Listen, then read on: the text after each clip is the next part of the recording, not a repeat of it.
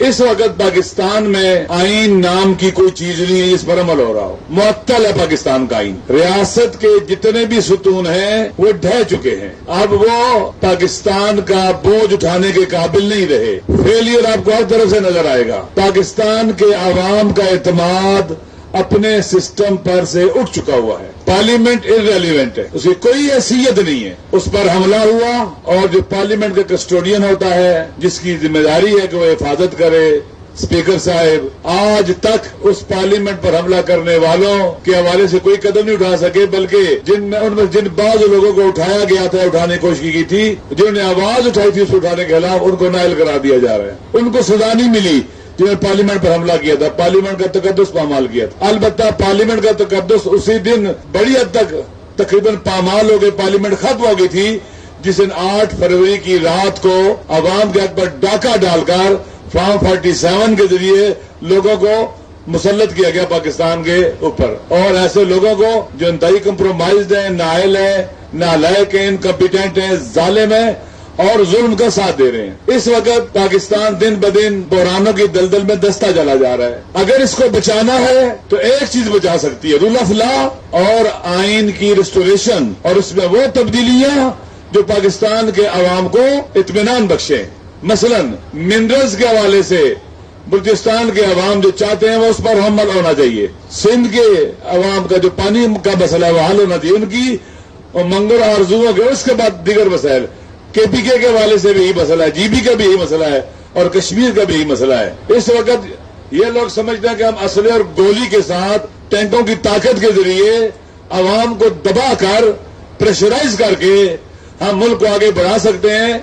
जो ये सोचता है वो अहमकों की जन्नत में रहता है। हमें सच बोलना होगा। पाकिस्तान बनने से लेकर आज तक आइन शिकनी किसने की है? पाकिस्तान को पटरी से किसने उतारा है? पाकिस्तान को किन लोगों ने तोड़ा है? और आज कौन लोग अवाम को उठाते हैं, मिसिंग करते हैं? कौन लोग इस वक्त सियासतदानों को अगवा करते हैं, उठाते हैं, जबरी तरीके से अगवा करके उनसे आइन में तरामीम करवाते हैं?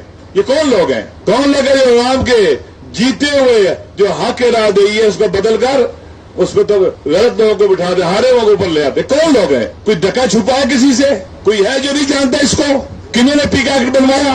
किन्होंने सहाफत का गला घोंटा, आजादी इजहार का गला घोंटा?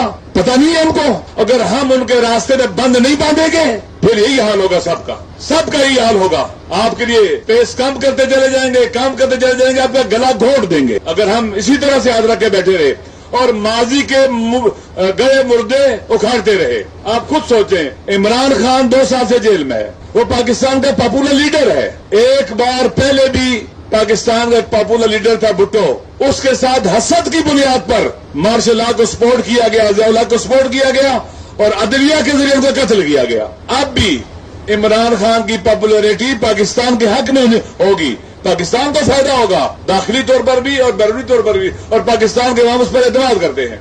ये हर एक को अलग अलग जगह उलझा रहे हैं, हर एक को उलझाया हुआ अकेले अकेले करके, तकसीम करके। जुल्म फिर जुल्म है। अगर बलूचिस्तान के साथ जुल्म होता है अवाम के साथ, हम सब के साथ होता है। हम सबको बलूचिस्तान के लिए खड़ा होना चाहिए। अगर सिंध के अंदर पानी के हक पर डाका डाला जाता है, सबका मसला है। अगर केपी के अंदर जुल्म हो रहा है, सबका मसला है। जीबी में सब मसला है, कश्मीर में सबका मसला है। हमें इकट्ठा होना पड़ेगा। ये नहीं कि वो मजलूम है तमाशा देखें। यकीन कर ले अवाम की ताकत के आगे, अवाम की ताकत के सैलाब के आगे ये खसोखाशात की तरह बह जाएंगे। ये नहीं ठहर सकेंगे, इनको छुपने का मौका नहीं मिलेगा। हम कातिल भी होते रहे हैं। कहते 80,000 जनाजे हमने उठाए पाकिस्तान में, पाकिस्तान के वहां मारे गए। बॉर्डर की जंग में नहीं मारे गए, पाकिस्तान के अंदर की जंग में मारे गए।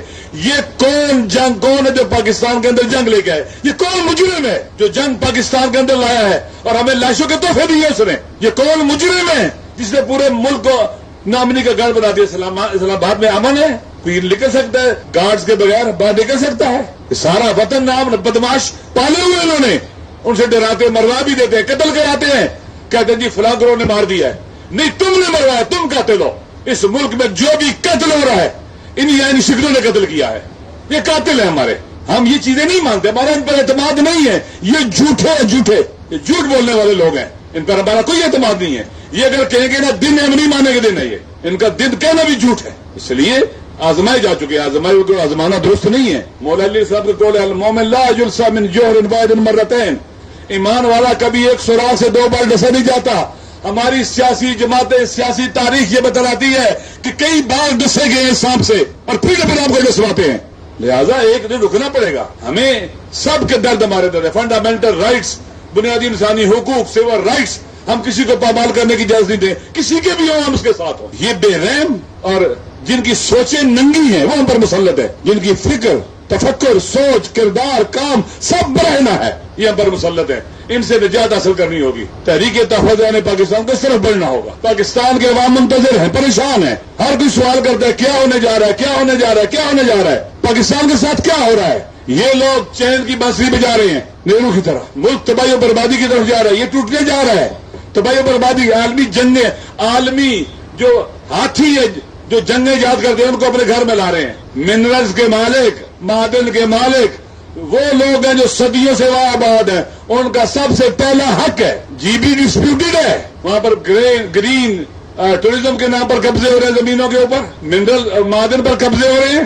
وہ ڈسپیوٹڈ ایریا ہے. ان کو آپ نے آج تک آئینی کیا اسے کہتے ہیں کہ شناخت نہیں دی، آئیڈینٹی نہیں دی اور آپ نے وہاں پر قبضہ کر لیا ہوا ہے.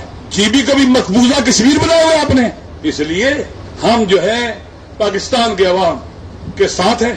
ہمارا جینا مرنا ان مظلوموں کے ساتھ ہے جن پر ہر روز ایک مشکلات کا بم ان کے سروں پر پھینکا جاتا ہے، مارا جاتا ہے. مہنگائی ہو، ہر لحاظ سے نامنی ہو، ان کی توہین ہو، چیک پوسٹوں پر توہین.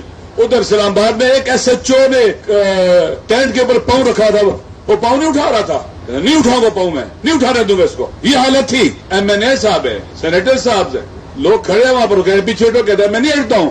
اس وقت صورتحال یہ ہے کہ پاکستان میں کوئی قانون نہیں ہے، کوئی کسی کی عزت نہیں ہے، انسانی کرامت نہیں ہے. توہین کی جا رہی ہے، تحقیر کی جا رہی ہے. اور اللہ نہ کرے کسی کا دشمن کمینہ، گھٹیا اور پست ہو. اہل بیت علیہ السلام کے دشمن سب کے سب کمینے، گھٹیا اور پست تھے. لہذا ان کے ماؤں، بہنوں اور بیٹیوں کو بھی قیدی کیا. یہ وہی یزیدی نسل ہے. لہذا اس وقت پاکستان کے عوام منتظر ہیں. آپ سب سے منتظر ہیں.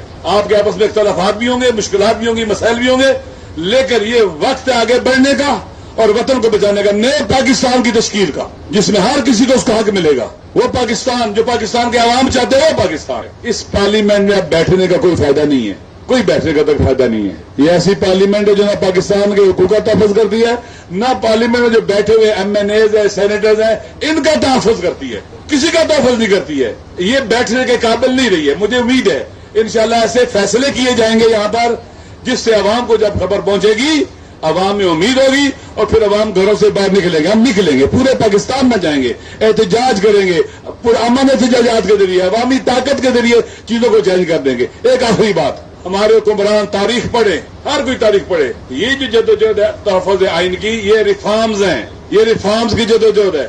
ایک آئین، ایک دائرے کار میں رہتے ہوئے جدوجہد.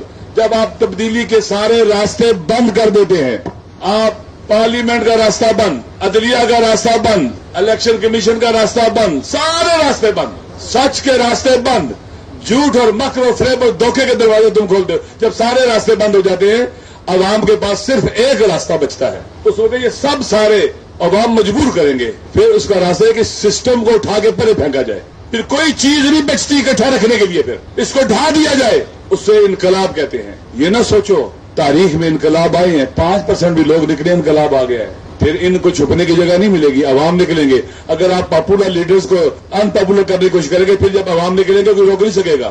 باجوڑ میں لوگ نکلے، تمہیں وہاں پر فوجی آپریشن کرنا پڑ رہا ہے، لوگوں کو گولیاں مارنی پڑ رہی ہیں. کنٹرول کسی کے پاس نہیں ہوگا. پھر آپ سمجھتے ہو کہ جس کے گھر میں جس کو گولی ماری جاتی ہے وہ چپ ہو جاتے ہیں؟ نہیں، یہ غصہ کبھی ختم نہیں ہوتا. یہ پھر کسی نہ کسی دن نکلتا ہے. اور پھر جب چلتا ہے، خون پھر خون ہے، ٹپکے گا تو جم جائے. ظلم پھر ظلم ہے، بڑھتا ہے تو مٹ جاتا ہے.